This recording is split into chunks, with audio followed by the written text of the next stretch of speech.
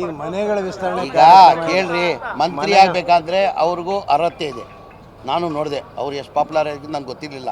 ಇವಾಗ ಕ್ಷೇತ್ರದಲ್ಲಿ ಒಂದು ವಾರದಲ್ಲಿ ಅವ್ರ ಜೊತೆ ಅಡ್ಡಾಡ್ತಾ ಇದ್ದೀನಿ. ಎಷ್ಟು ಪಾಪ್ಯುಲರ್ ಲೀಡರ್ ಆಗಿ ತೋರಿಸ್ಕೊಳ್ಳಲ್ಲ ಪಾಪ ಪ್ರಸಾದಪ್ಪ ಅವರು. ಎಲ್ಲರೂ ಮೊದಲೇ ಬಾರಿನೇ MLA ಆಗೋರು ಮಂತ್ರಿ ಆಗಬೇಕಂತ ಆಸೆ. ಅವ್ರು ಸೀನಿಯರ್ ಆಗಿದ್ದಾರೆ, 3 ಬಾರಿ MLA ಆಗಿದ್ದಾರೆ.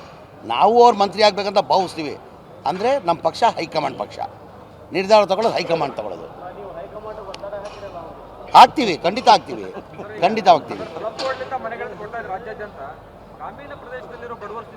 ಈಗ ಏನಾಗಿದೆ, ಈಗ 3 ಟೈಪ್ಸ್ ಮನೆಗಳವೆ. ರಾಜೀವ್ ಗಾಂಧಿ AHP ಸ್ಕೀಮ್ ಅಂತ, ಬಸವ, ಅಂಬೇಡ್ಕರ್, ವಾಜಪೇಯಿ ಅಂತ 1,20,000 ಕೊಡ್ತೀವಿ ನಾವು. 4 ಹಂತಲ್ಲಿ ದುಡ್ಡು ಕೊಡ್ತೀವಿ. ಅಂದರೆ ಅವರೇ ಮನೆ ಕಟ್ಕೊಳ್ಳೋದು. ಸಿದ್ದರಾಮಯ್ಯ ಇರುವಾಗ, ಹಿಂದಿನ ಸರ್ಕಾರದಲ್ಲಿ ಸಿದ್ದರಾಮಯ್ಯ ಮುಖ್ಯಮಂತ್ರಿ ಇರುವಾಗ 14 ಪ್ರತಿ ವರ್ಷ 3 ಲಕ್ಷ ಟಾರ್ಗೆಟ್ ಕೊಡ್ತಾಯಿದ್ರು. 14,58,000 ಮನೆಗಳು ಕೊಟ್ಟಿದ್ರು. ಎಷ್ಟು? 14,58,000. ಆಮೇಲೆ ಸಮ್ಮಿಶ್ರ ಸರ್ಕಾರ ಬಂತು, BJP ಸರ್ಕಾರ ಬಂತು. ಅವ್ರ ಅವಧಿಯಲ್ಲಿ 5 ವರ್ಷದಲ್ಲಿ 5 ಲಕ್ಷಕ್ಕೆ ತೊಗೊಂಬಂದಿಟ್ರು. ಎಷ್ಟು? 5 ಲಕ್ಷಕ್ಕೆ 14 ಲಕ್ಷ ಕೊಡ್ತಾಯಿದ್ರು. ಮೊನ್ನೆ ನಾವು 2 ವರ್ಷದಿಂದ ಮೊನ್ನೆ ಟಾರ್ಗೆಟ್ ಕೊಟ್ಟಿಲ್ಲ, BJP ಅವರು ಟಾರ್ಗೆಟ್ ಕೊಟ್ಟಿಲ್ಲ.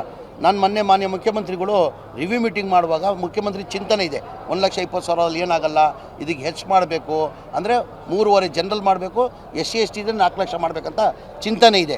ಮೋಸ್ಟ್ ಪ್ರಾಬಬ್ಲಿ ಈ ಬಜೆಟಲ್ಲಿ ಮಾಡ್ಬೋದಂತ. ಏನಕ್ಕಂದರೆ 1,20,000 ಏನು ಆಗಲ್ಲ.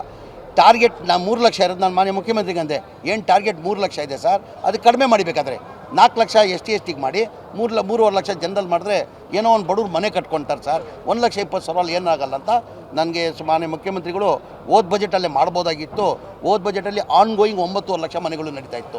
ಅದು ಕಂಪ್ಲೀಟ್ ಆಗಲಿ, ಅದಾದಮೇಲೆ ಈ ವರ್ಷ ಮಾಡುವ ಅಂತ ಮಾತು ಕೊಟ್ಟಿದ್ದಾರೆ, ಮಾಡ್ತಾರಂತ ನಿರೀಕ್ಷೆ ಇದೆ. ಅದ್ರ ಜೊತೆ ರಾಜೀವ್ ಗಾಂಧಿ AHP ಸ್ಕೀಮ್ ಅಂತ, ನೀವು ಆಶ್ರಯ ಮನೆಗಳು ಅಂತೀವಿ, ಅದೂ ಹಿಂದಿನ ಸರ್ಕಾರದಲ್ಲೇ ಸಿದ್ದರಾಮಯ್ಯನೇ ಮುಖ್ಯಮಂತ್ರಿ ಇರುವಾಗ 47,860 ಮನೆಗಳು ಸ್ಯಾಂಕ್ಷನ್ ಆಗಿದ್ದು. 15, 16, 17, 18 ಅದೂ ಸೇಮ್. ಒಂದು ಮನೆ ಕಟ್ಟಬೇಕಾದ್ರೆ 7.5 ಲಕ್ಷ ಆಗ್ತದೆ. ಕೇಂದ್ರ ಸರ್ಕಾರದಿಂದ 1.5 ಲಕ್ಷ ಕೊಡ್ತಾರೆ, ರಾಜ್ಯ ಸರ್ಕಾರದಿಂದ 1.5 ಲಕ್ಷ ಕೊಡ್ತಾರೆ. 4.5 ಲಕ್ಷ ಬೆನಿಫಿಷರಿ ಕೊಡಬೇಕಾಗಿತ್ತು. ಟೋಟಲ್ ಬೆನಿಫಿಷರಿ ಪೇಮೆಂಟ್ 47,860 ಮನೆಗೆ 2,400 ಕೋಟಿ ಬರಬೇಕಾಗಿತ್ತು. ಬರೇ 110 ಕೋಟಿ ಬಂದಿತ್ತು. ಅದೇ ಯಾರೋ 5,000 ಕೊಟ್ಟವ್ರು, ಯಾರೋ 15,000 ಬಡವರು ಆದಮೇಲೆ ಕಟ್ಟೋಕ್ಕೆ ಸಾಧ್ಯ ಆಗಲ್ಲ. ಅದು ಮಾನ್ಯ ಮುಖ್ಯಮಂತ್ರಿಗಳು ಕನ್ವಿನ್ಸ್ ಮಾಡಿ, ನಾನು ಇಲ್ಲ ಸರ್, ಇದು ಬಡವ್ರು ಕೊಡೋಕ್ಕೆ ಸಾಧ್ಯ ಆಗಲ್ಲ, ಇದು ಮನೆಗಳು ತುಂಬ ಚೆನ್ನಾಗಿ ಬಂದಿದೆ, ಈ ಮನೆ ನಾವೇ ಸರ್ಕಾರ ವತಿಯಿಂದ 4 ಲಕ್ಷ ಕೊಟ್ಟು ಕಟ್ಟಬೇಕಂತ ಮಾನ್ಯ ಮುಖ್ಯಮಂತ್ರಿಗಳು 2-3 ರಿವ್ಯೂ ಮೀಟಿಂಗ್ ಮಾಡಿ ಅದಕ್ಕೂ ಒಪ್ಕೊಂಡು ಕ್ಯಾಬಿನೆಟ್ ಥರ ಕೇಳಿದ್ದಾರೆ. 29ನೇ ತಾರೀಕು ಕ್ಯಾಬಿನೆಟ್ ತರ್ತೀನಿ. ಆ ಮನೆಗಳು 13,700 ಮನೆ ಕೊಡೋ ತೀರ್ಮಾನ ಮಾಡಿದ್ದೀವಿ ನಾವು. ಆಮೇಲೆ ಅದ್ರ ಜೊತೆಯಲ್ಲಿ ಇನ್ನೊಂದು ಹೇಳ್ತೀನಿ ಕೇಳಿ, BJPಗೆ ಕಾಂಗ್ರೆಸ್ಗೆ ಎಷ್ಟು ವ್ಯತ್ಯಾಸ ಇದೆ ಅಂತ ಈ ಪ್ರೊಟೆಸ್ಟ್ ಮಾಡ್ತಾರಲ್ಲ, ಅವ್ರು ಕೇಳಬೇಕು ಉತ್ತರ ನೀವು. ಇದು ಬೆಂಗಳೂರು ಸಿಟಿಯಲ್ಲಿ ಏನು ಮಾಡಿದೆ, ಬೆಂಗಳೂರು ಎಷ್ಟು ಎತ್ತರದಲ್ಲಿ ಬೆಳೆದಿದೆ ತಮ್ಗೆ ಗೊತ್ತಿದೆ. ಬೆಂಗಳೂರಲ್ಲಿ 1.5 ಕೋಟಿ ಜನಸಂಖ್ಯೆ ಆಗಿದೆ. ಅಲ್ಲೇನೋ ಆಟೋ ಚಾಲಕರು, ಕೂಲಿ ಮಾಡೋರು, ಬೀದಿ ವ್ಯಾಪಾರ ಮಾಡೋದು ಜಾಸ್ತಿ. ಅಂಥವ್ರಿಗೆ ಮನೆ ಆಗಬೇಕಂತ 2016ರಲ್ಲಿ ಮನೆ ಸಿದ್ದರಾಮಯ್ಯ ಅವರು ಮುಖ್ಯಮಂತ್ರಿ ಇರುವಾಗ 1,028 ಎಕರೆ ರಾಜೀವ್ ಗಾಂಧಿಗೆ ಹ್ಯಾಂಡ್ ಓವರ್ ಮಾಡಿದ್ರು. ಸರೌಂಡಿಂಗ್, ಬೆಂಗಳೂರು ಸರೌಂಡಿಂಗಲ್ಲಿ 1,028 ಎಕರೆಯಲ್ಲಿ 6 ಲಕ್ಷ ರೇಟಲ್ಲಿ ಮನೆಗಳು ಫ್ಲ್ಯಾಟ್ ಕೊಡಬೇಕು ಅವ್ರಿಗೆ ಅಂತ ತೀರ್ಮಾನ ತೊಗೊಂಡ್ರು. ಕೇಂದ್ರ ಸರ್ಕಾರದಿಂದ 1.5 ಲಕ್ಷ, ರಾಜ್ಯ ಸರ್ಕಾರದಿಂದ 1.5 ಲಕ್ಷ. ಬರೀ ಜನರಲ್ ಅವರು 2.5 ಲಕ್ಷ ಕಟ್ಟಬೇಕಾಗಿತ್ತು. SC ST ಅವರು 2 ಲಕ್ಷ ಕೊಟ್ಟರೆ ಅವ್ರಿಗೊಂದು ಫ್ಲ್ಯಾಟ್ ಆಗೋದು. ಅದು ಫ್ಲ್ಯಾಟ್ ಅಂದರೆ ನೋಡಿರ್ಬೋದು, ಸೋಷಿಯಲ್ ಮೀಡಿಯಾದಲ್ಲಿ ವೈರಲ್ ಆಗ್ತಾಯಿದೆ. ಒಂಥರ ಯಾವ ಪ್ರೈವೇಟ್ ಅಪಾರ್ಟ್ಮೆಂಟು ಇಲ್ಲ. ಇದೇ BJP ಸರ್ ನೋಡಿ, ಬಡವ್ರ ಬಗ್ಗೆ ಎಷ್ಟು ಕಾಲೇಜ್ ಇಟ್ಕೊಂಡಿದ್ದಾರೆ BJP ಅವರು. 6 ಲಕ್ಷ ನಿಗದಿ ಮಾಡಿ ಸಿದ್ದರಾಮಯ್ಯ ಅವ್ರ ರೇಟ್. BJP ಸರ್ಕಾರ ಬಂದಾದಮೇಲೆ 2021ರಲ್ಲಿ ಬಸವರಾಜ ಬೊಮ್ಮಾಯಿಯವರು ಬಿಲ್ಡರ್ಗಳಿಗೆ, ಕಾಂಟ್ರಾಕ್ಟ್ಗಳಿಗೆ ಲಾಭ ಮಾಡೋಕ್ಕೆ 11,20,000 ಮಾಡಿದ್ರು. ಇವ್ರ ಬಡವ್ರ ಬಗ್ಗೆ ಕಾಲೇಜಿನ, ಇವ್ರು ನಮ್ಮ ಬಗ್ಗೆ ಮಾತಾಡೋರ ಎಷ್ಟು ಮಾಡಿದ್ರು? 11,20,000. 6 ಲಕ್ಷ ಎಲ್ಲಿ, 11,20,000 ಎಲ್ಲಿ? ಆಮೇಲೆ ಯಾರು ಮುಂದೆ ಬರ್ತಾಯಿಲ್ಲ. 2.5 ಲಕ್ಷನೇ ಕೊಡೋದು ಕಷ್ಟ ಬಡವರು. ಆಮೇಲೆ ಮಾನ್ಯ ಮುಖ್ಯಮಂತ್ರಿಗಳು ನಮ್ಮ ರಿವ್ಯೂ ಮೀಟಿಂಗ್ ಮಾಡುವಾಗ ನಾನು ಮುಖ್ಯಮಂತ್ರಿಗೆ ಇದು ಹೇಳಿಲ್ಲ, ಏನಕ್ಕಪ್ಪ ಇದು 2 ಮನೆ ತೊಗೊಂಡು 9,000 ಕೊಟ್ಟು ಇದಕ್ಕಾಗ್ತದೆ. ತಿರ್ಗಾ ಮಾನ್ಯ ಮುಖ್ಯಮಂತ್ರಿ ಹೆಂಗೆ ಕೇಳಿದ್ರಂತ ನಾ ಮನೆಗಳು ಕೇಳೋಕ್ಕೆ ಹೋಗಲಿಲ್ಲ. ಮಾನ್ಯ ಮುಖ್ಯಮಂತ್ರಿನೇ ಒಂದು ರಿವ್ಯೂ ಮೀಟಿಂಗಲ್ಲಿ ಕೇಳಿದ್ರು, ನನ್ನ ಕನಸಿತ್ತು.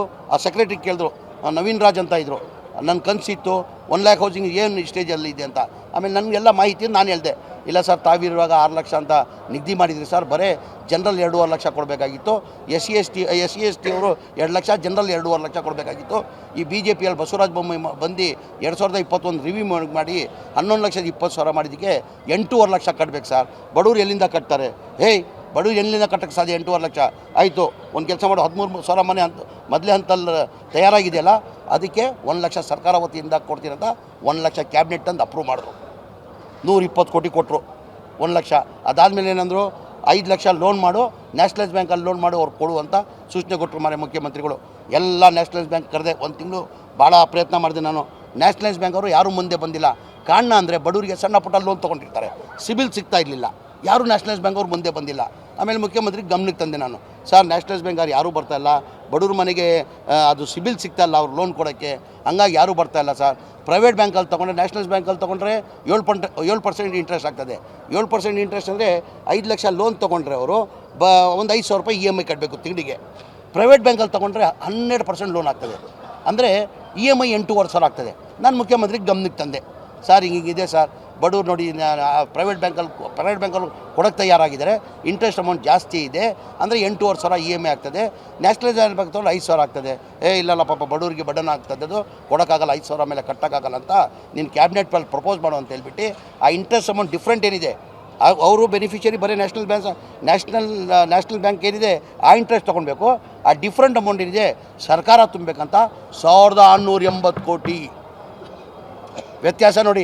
ಆಮೇಲೆ BJP ಇಂಥ ಉದಾಹರಣೆ ತೋರಿಸ್ಬಿಡಲಿ, ಇಂಥ ಒಂದು ಉದಾಹರಣೆ ತೋರಿಸ್ಲಿ ನನಗೆ, ಇಂಥದ್ದು ಬಡವ್ರಿಗೆ ಮಾಡಿದ್ದೀವಿ ಅಂತ.